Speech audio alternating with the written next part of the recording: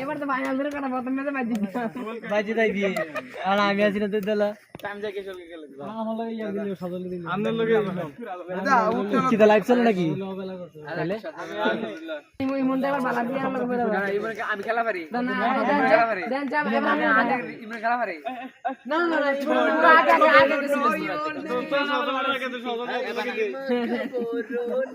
আমি এক লাগে না ভাই কাইম রে সাকিব বললাম আমার ইমন ভাই মানে এই আগে দিছি পুরো রে বড়